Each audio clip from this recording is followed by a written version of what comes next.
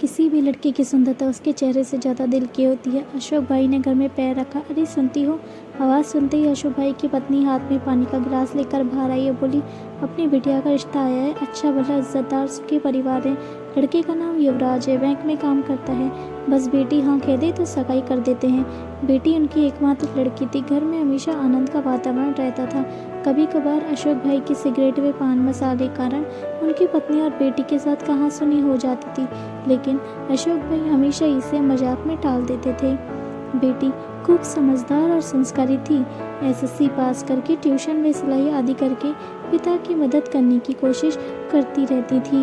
अब तो बेटी ग्रेजुएट हो गई थी और नौकरी भी करती थी, लेकिन अशोक भाई उसकी पगार में से 1 रुपया भी नहीं लेते थे।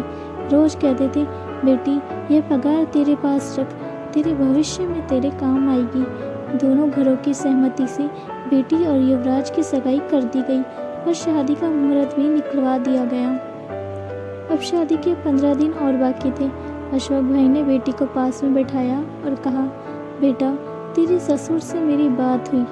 उन्होंने कहा, दहेज में कुछ नहीं लेंगे, न रुपए न गहने और न ही कोई चीज़। तो बेटा तेरी शादी के लिए मैंने कुछ रुपए जमा किए हैं। ये 2 लाख रुपए मैं तुझे देता हूँ, तेरे भविष्य में काम आएंगे, तो तेरे खाते में जमा करा देना। ठीक है पापा। बेटी छोटा सा जवाब देकर अपने रूम में चली गई। समय को जाते कहाँ देर लगती है। 2 महीने पहले शुभ दिन बारात आंगन में आई। पंडित जी ने चवरी में विवाह विधि शुरू की। फेरे का समय आया। कोयल जैसे कोई ऐसी बेटी 2 शब्दों में बोली, रुको पंडित जी, मुझे आप सबकी उपस्थिति में अपने पापा से बात करनी है।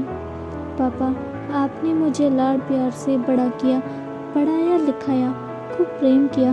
इसका कर्ज तो चुका सकते नहीं, लेकिन युवराज और मेरे ससुर जी की सहमति से आपका दिया 2 लाख रुपए का चेक मैं वापस देती हूँ।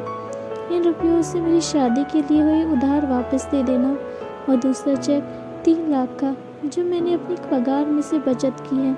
जब आप रिटायर होंगी तब आपके काम आएंगे। मैं नहीं चाहती आपको बुढ़ापे में किसी के आगे हाथ फैलाना पड़े। अगर मैं आपका लड़का होता तब भी इतना तो करता ना। वहाँ पर सभी की नज़र बेटी पर थी। पापा, अब मैं आपसे जो दहेज में मांगूँ वह दोगे? अशोक भाई ने भरी आवाज़ में कहा, हाँ बेटा, इतना ही बोल सके। तो पापा मुझे वचन दो, आज के बाद सिगरेट को हाथ नहीं लगाओगे, तंबाकू पान मसाले का व्यसन छोड़ दोगे। सबके मौजूदगी में दहेज में मैं बस इतना ही मांगती हूँ। लड़की का बाप कैसे मना कर देता। शादी में लड़की की विदाई के समय कन्या पक्ष को रोते हुए देखा होगा, लेकिन आज तो बारातियों की आंखों में भी आंसू की धारा बह रही थी। मैं दूर से उस बेटी को लक्ष्मी रूप में देख रही थी।